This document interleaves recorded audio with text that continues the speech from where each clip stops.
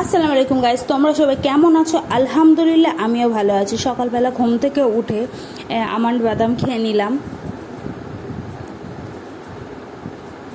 ঘুম থেকে উঠে আমন্ড বাদাম খাওয়া হয়ে গেছে। হয়ে যাবার পর দেখো পরোটা আর ঘুগনি করেছিল আম্মু।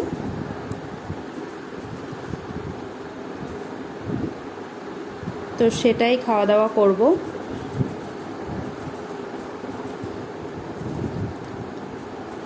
তারপর দুধ চা করেছিল।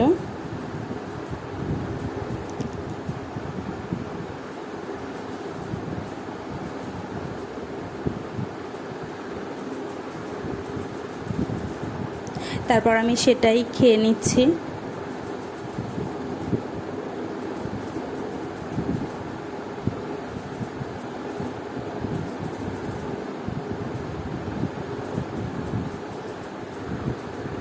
তো ঘুগনিটা বেশ ঝাল ঝাল হয়েছিল, ভালোই হয়েছিল খেতে।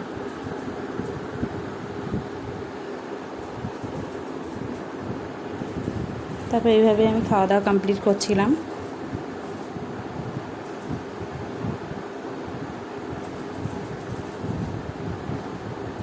খাওয়া দাওয়া করে নিচ্ছিলাম।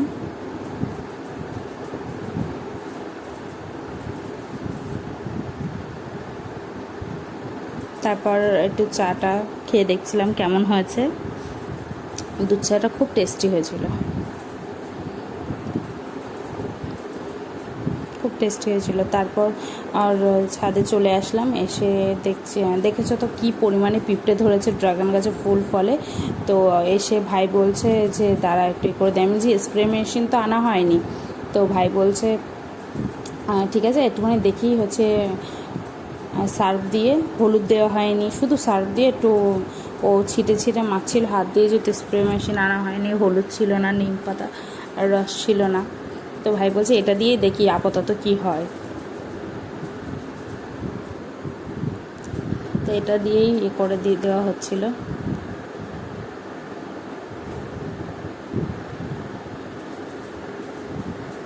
পিঁপড়ে কোনোভাবেই যাচ্ছে না, কি করব সেটাই ভাবছি। তো প্রতিটা ফুল ফলে দিয়ে দিচ্ছিলাম। তারপরে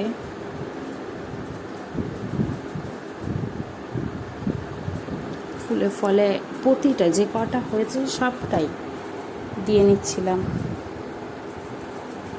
তোমরা যখনই দেবে অবশ্যই ফুলে যে কোনো জিনিস যখনই দেবে তো বিকালে দেওয়ার চেষ্টাটাই করবে।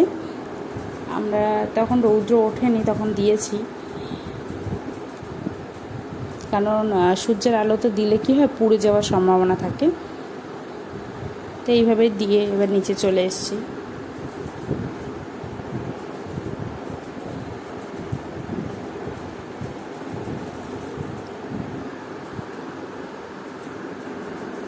নিচে চলে এসেছি। তো আজকে যাতে জামাই ষষ্ঠী বলে কথা, তো ওই জন্য বাপি বিরিয়ানি আনতে দিয়েছিল।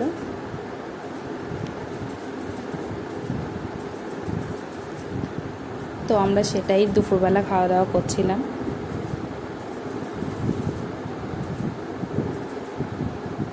বিরিয়ানির কালারটা দেখো খুব সুন্দর। তারপর আমি স্যালাড চাইছিলাম আম্মুর কাছে, তো আমি আবার স্যালাড নিয়ে নিলাম। দেখো আলুটা একদম জাম্বো সাইজ দিয়েছে আমাকে। চিকেনটাও ভালো পিস। তো চিকেন বিরিয়ানি আনতে দিয়েছিল, তো সেটা দিয়ে আমরা লাঞ্চ কমপ্লিট করব।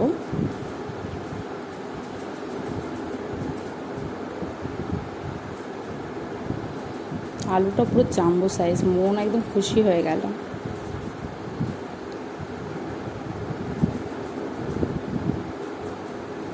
তো তারপর আমি খাওয়া দাওয়া করে নেব।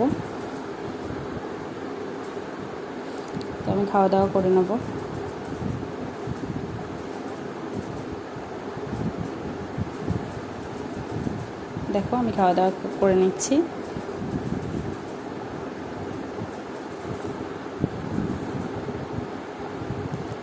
আমি একে একে খেয়ে নিচ্ছি।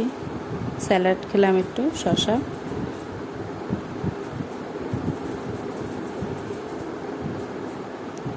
তারপর খাওয়া দাওয়ার পর আর একটু বাইরের দিকে গেছিলাম বিকালবেলা।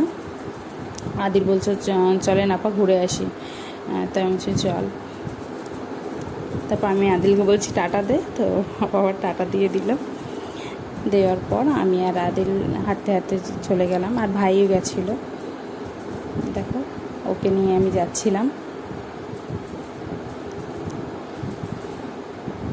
তারপর আমাদের গরুর ওখানে যাচ্ছিলাম। তারপর ও ভয় থেকে এদিকে চলে এসছে, বলছে আমি এদিকে যাব না। ও শুধু ভাবছে আমরা হয়তো ওর পিঠে তুলে দেবো, ওই জন্য। তো এইদিকেই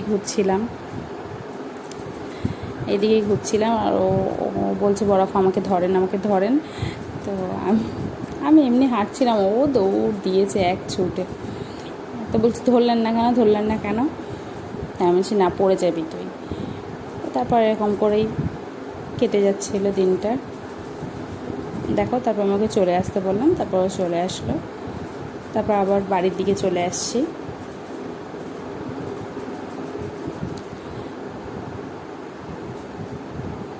হয়তো বাইরে বেরিয়ে খুবই খুশি। তারপর গরুর এখানে চলে আসলাম।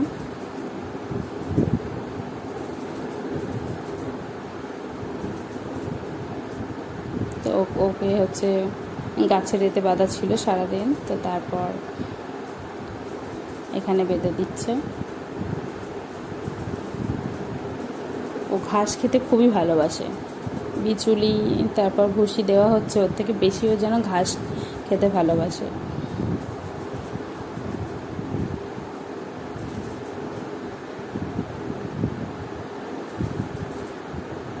আর তারপর বিচুলি আর ভুসি ভাই মাখিয়ে দিচ্ছিল।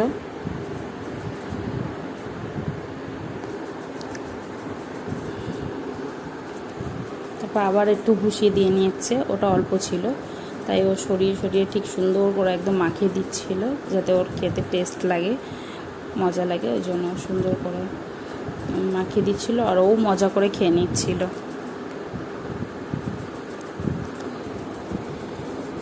ওকে খেতে দেখে এত ভালো লাগছিল, তো আমি সেই ক্লিপটাও নিয়ে নিলাম।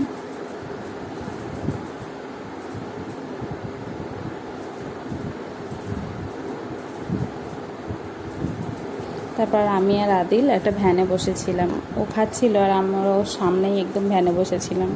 ওই বললো যে চলেন বরফ ওখানে ভ্যান রাখা আছে, আমরা ওখানে গিয়ে বসি। আমার চল।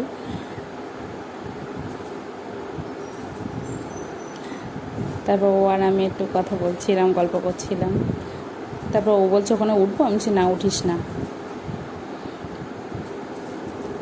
তারপর ও আবার টাটা দিতে যাচ্ছিল। এই তারপর বিকালবেলা এসে একটু ছোলা ভাজা খাচ্ছিলাম।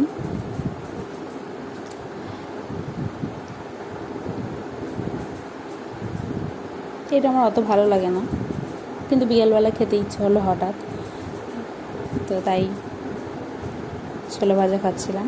আমার ভিডিও যদি ভালো লাগে অবশ্যই সাবস্ক্রাইব করবে, লাইক করবে, কমেন্ট করবে, শেয়ার করবে। অবশ্যই আমি কমেন্টে রিপ্লাই দেবো।